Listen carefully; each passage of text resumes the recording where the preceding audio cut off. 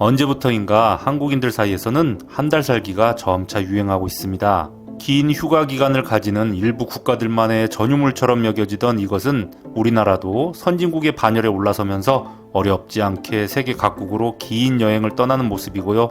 약 192개국을 무비자로 방문 가능하며 그 대부분 국가에서 30일 이상의 체류가 가능한 우리나라의 여권 파워로 인해 이 한 달 살기의 열풍은 앞으로 더욱 거세질 것으로 보이고요.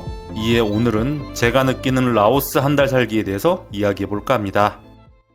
제가 느끼는 한 달 살기의 개념은 한 지역에서 최소 1개월 정도를 머무르며 휴식과 여행을 하는 것을 의미하는데요. 같은 국가라도 한 지역이 아닌 비엔티엔 5일, 방비행 10일, 루앙프라방 일주일 이런 식으로 지역을 옮겨 다니며 여행하는 것은 한 달 살기의 개념이 아닌 그저 여행이라고 표현할 수 있을 듯합니다.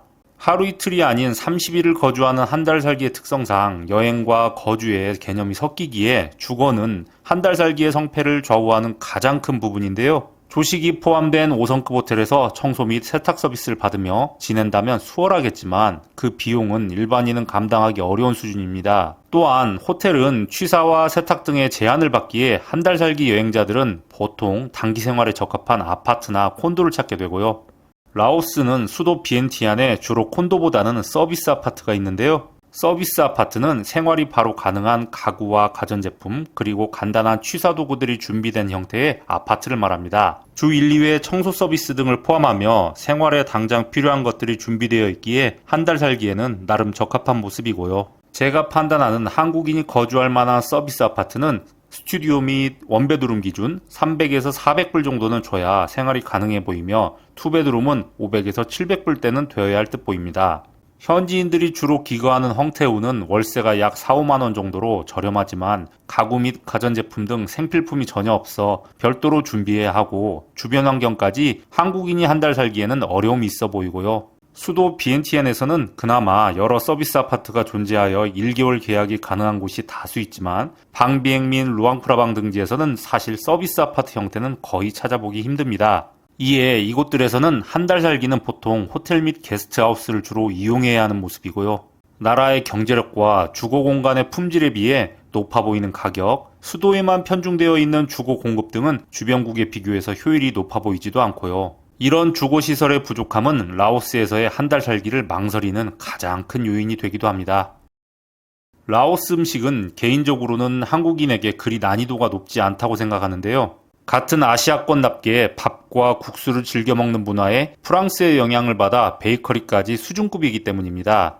유럽 한 달 살기를 한다면 헉소리 나는 외식 물가에 많은 분들이 집에서 요리를 하시지만 라오스의 외식 물가는 한국에 비해서도 저렴하기에 외식에 큰 부담을 느끼실 필요는 없어 보이기도 하고요.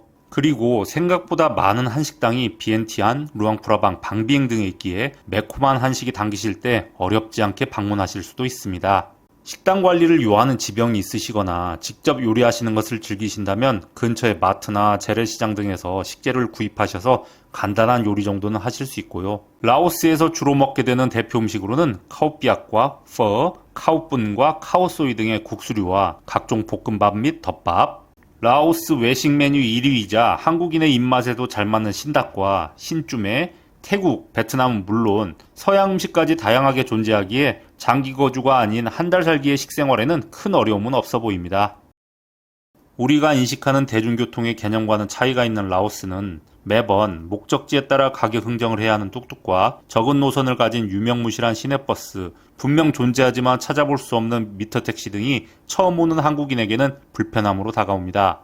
하지만 최근 라오스도 각종 호출앱의 등장으로 기존의 로카, 인드라이브는 물론 코콩무브와 베트남계 택시 등이 수도 비엔티엔을 중심으로 생기면서 주변국의 그랩 및 볼트 등의 못지않은 모습을 보이고 있습니다.